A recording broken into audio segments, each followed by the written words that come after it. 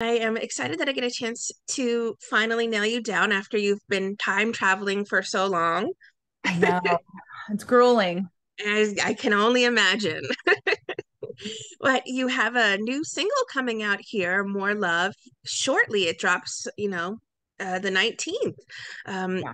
let's start at the beginning, though. Who are some of your musical influences?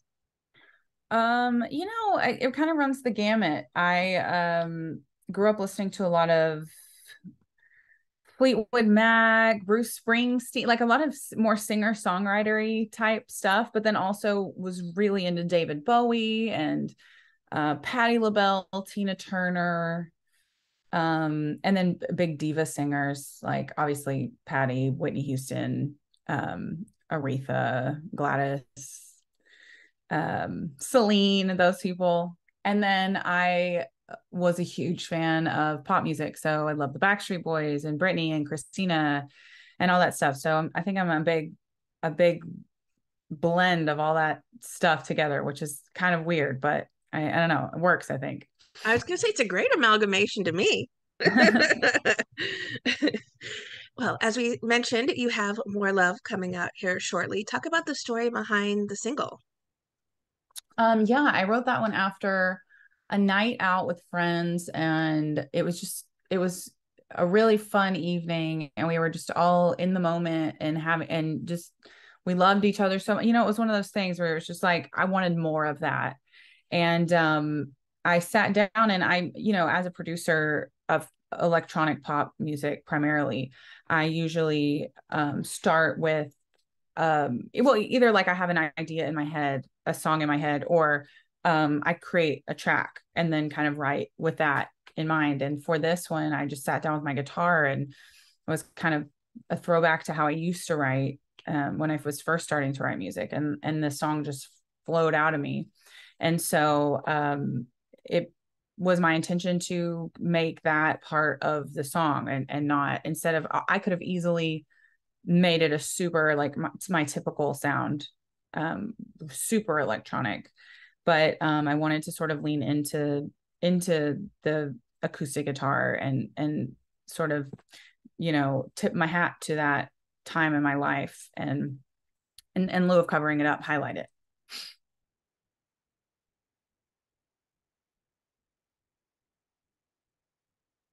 Sorry, the mute button stuck there for a second.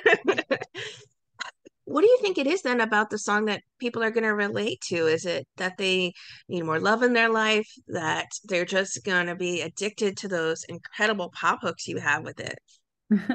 Well, my intention is that, like, this song is about the beauty of all love, and I mean, that night when we were out, I was with my best friend Andrew at the gay bar, and we were like turning up real hard.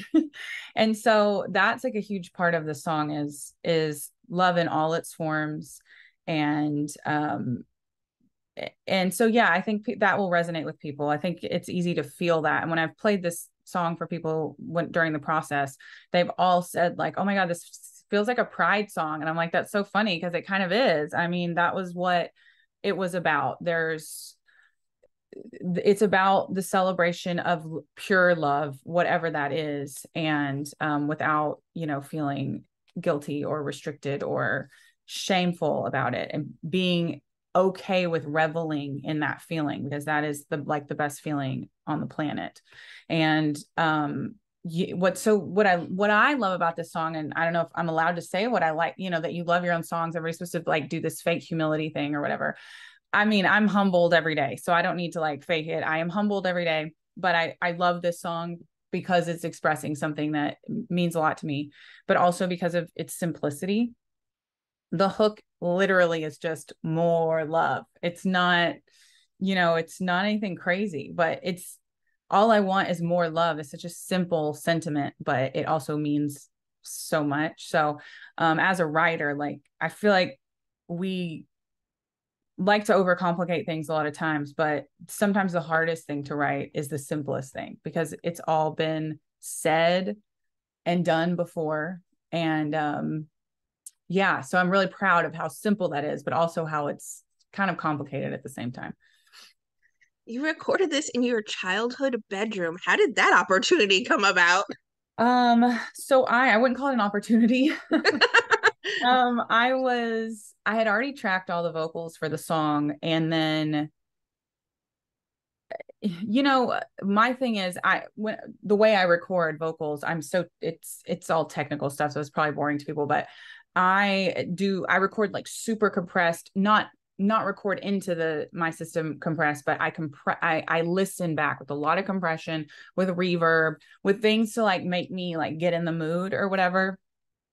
And in the process of being so excited to record these vocals, there were some issues with the mic that I didn't hear while I was tracking, basically, because anyway, long story short, I was so happy with the vocals, and then they were kind of unusable. And I had gone home for some family, like personal stuff. And it was determined that we weren't going to be able to use these vocals. And I was like, am I allowed to curse? No? Yes? Okay. I was like, fuck, fuck, fuck, fuck, fuck. And so I had to retract them, but then it ended up being like even more meaningful just because of the personal stuff I was dealing with, and then the things I was singing, and it just became a super emotional process. And what's funny is the original vocals that I had it took me so long to do them because I'm crazy when it comes to the singing stuff. Every little thing has to be perfect, and every little emotion and every single word, I want there to be like something behind it. And I'll do it until I get it there. And there's all these other factors at play. Like, is it on pitch? Are you making mouth noises? Is it louder or quieter? Does it make sense when you comp it all together? And so you're thinking about all those things. So it's really hard to nail down. And what's interesting about when I had to retrack them, it was so fast. I mean, incredibly fast. It was like night and day. And then I was like, man, this makes total sense as to why this happened this way. So I guess it was good.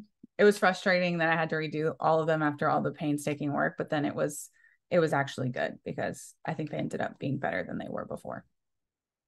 Do you have a typical path when it comes to writing, or does it change per song, whatever just finds you?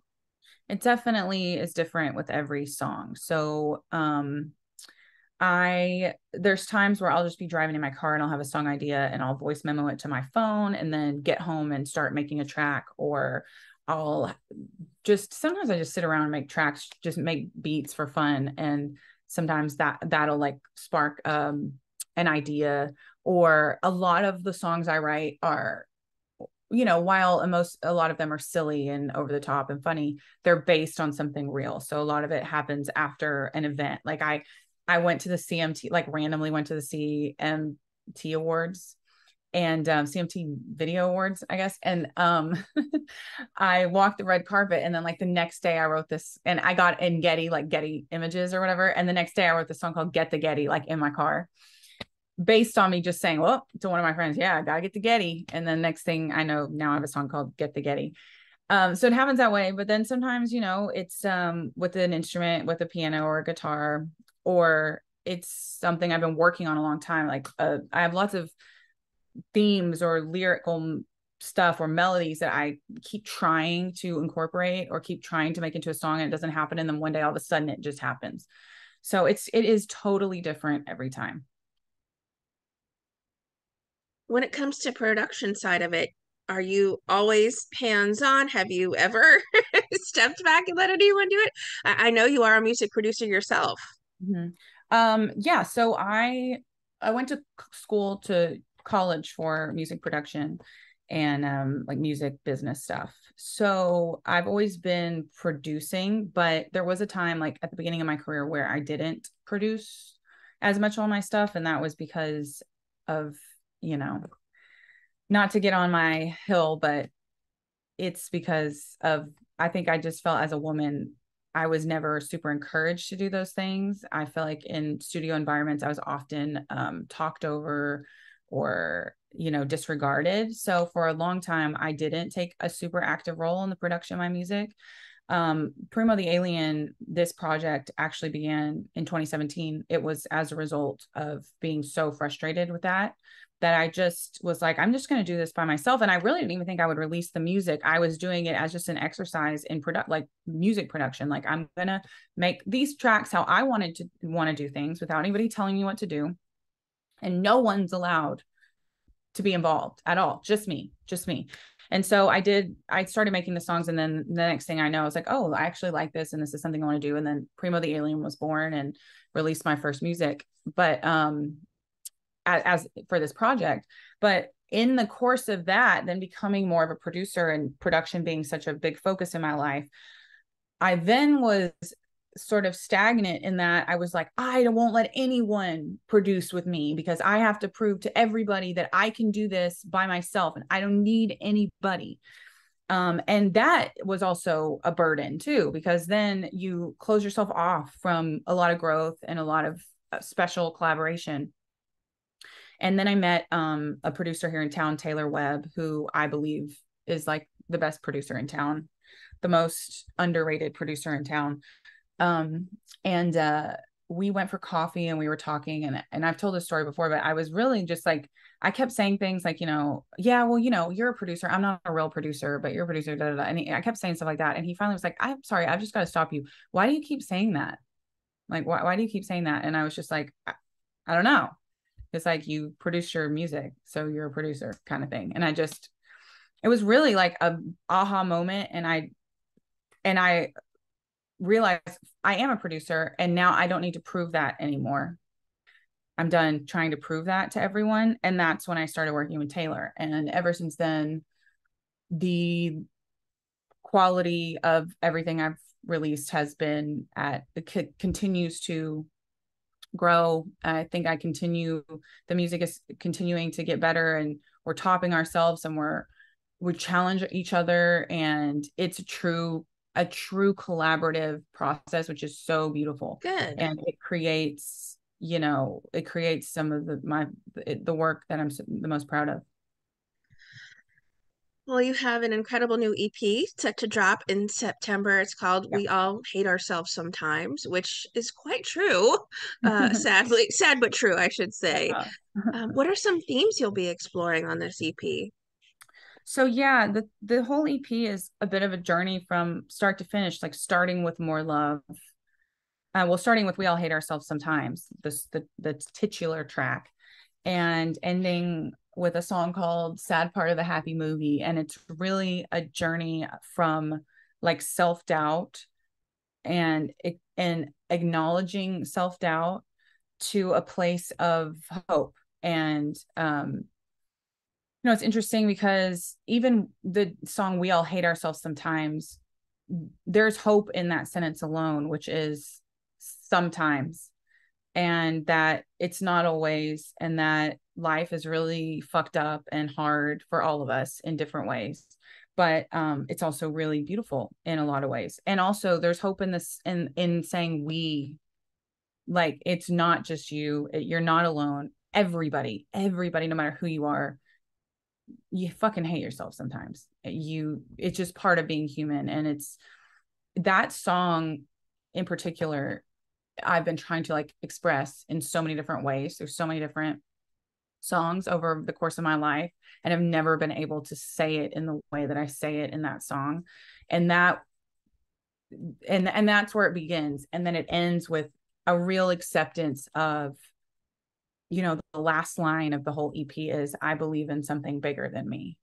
And what's weird is I'm not a religious person. I'm not I wouldn't even say I'm just like a piece of shit, like self-centered asshole. I don't know. I don't believe in a lot of things, but while I was tracking the lyrics to that song, the vocals to that song, that wasn't in the song at all. And it was the end, and there's a big cinematic swell at the end. And I was, again, dealing with some personal family stuff and had a lot going on in my mind. And it was kind of like a full circle moment, because I was tracking the vocals for that a year after tracking the vocals for More Love.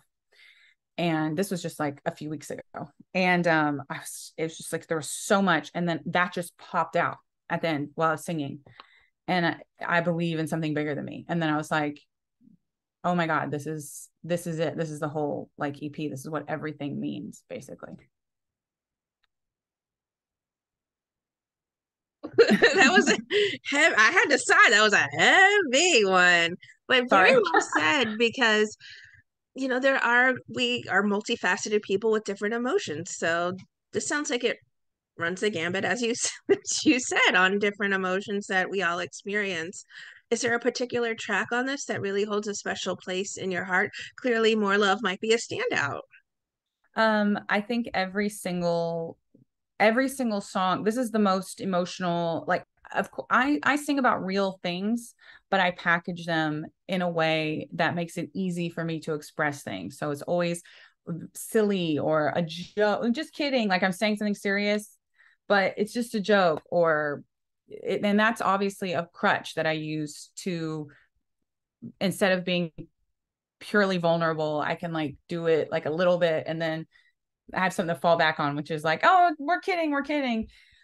This is the first time I've ever just like fully committed to saying like, yeah, this is how I feel, and it's emotional, and maybe it's cliche, and maybe you've heard it before, and maybe, but there's a reason that there's cliches, and there's a reason that things are corny, and it's because we all said it, and we all feel it, and it was so. This is the first time where I just fully committed to, I don't care if it's corny. I do not give a shit. Like, this is how I feel, and I need to say it. I need to express it. I need to get this out now, and I need to do it in the way that I'm doing it. I can't worry about like whether the production is pop enough or whether it's going to satisfy like these kind of fans over here, these kind of fans over there. Really just committing to serving the song and serving the emotion in lieu of like all the outside stuff. So every single song on this EP is does that for me, and it's just a collection, a little journey, and a little moment.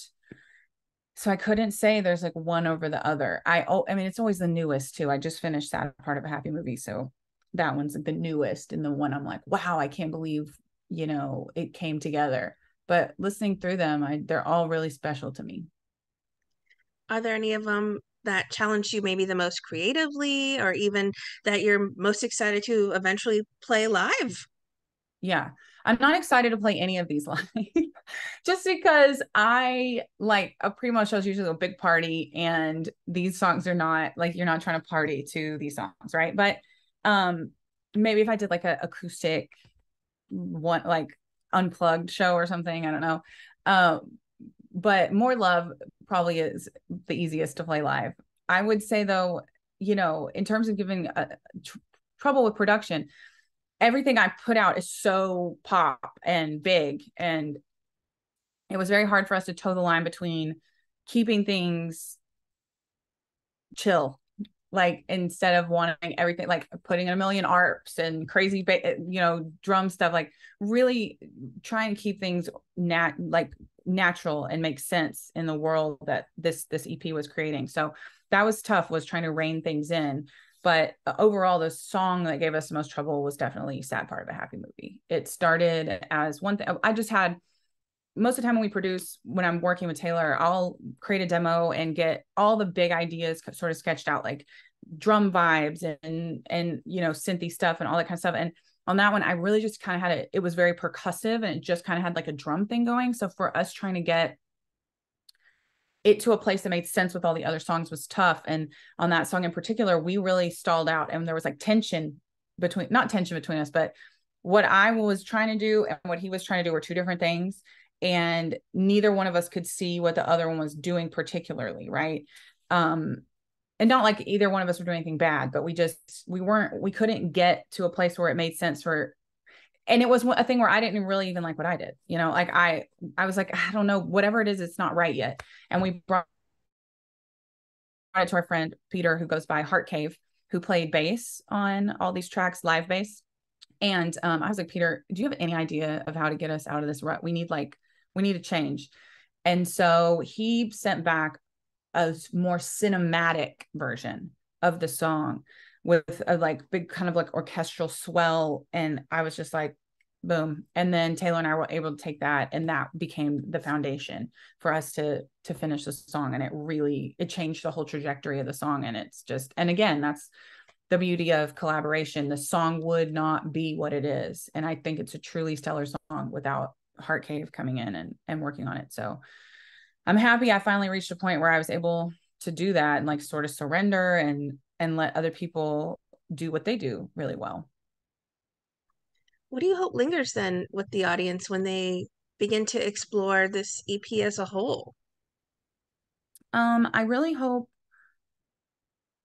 that people feel like a sense of community and a sense of belonging, and that we're all weirdos and losers and we all feel like failures. And I want everyone to feel like they're not alone. That's the main thing. And then as an artist, like I do think that pop music is often dismissed by people who are into more traditional, like they want a guitar, electric guitar and a drum kit and all that kind of stuff. And like old school people dismiss pop as being shallow, and it's not.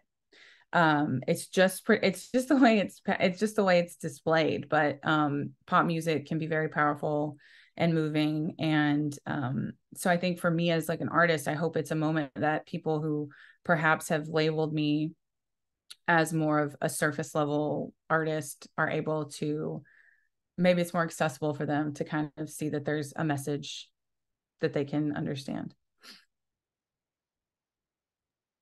Well, looking forward to it. It's out here in September. So we have a little bit of time for your nerves to linger, I should say. But you do have this beautiful new song out here shortly. So I'm looking forward to more people getting to listen to More Love. What would you like to say to people who are fans and supporters of the beautiful music that you make?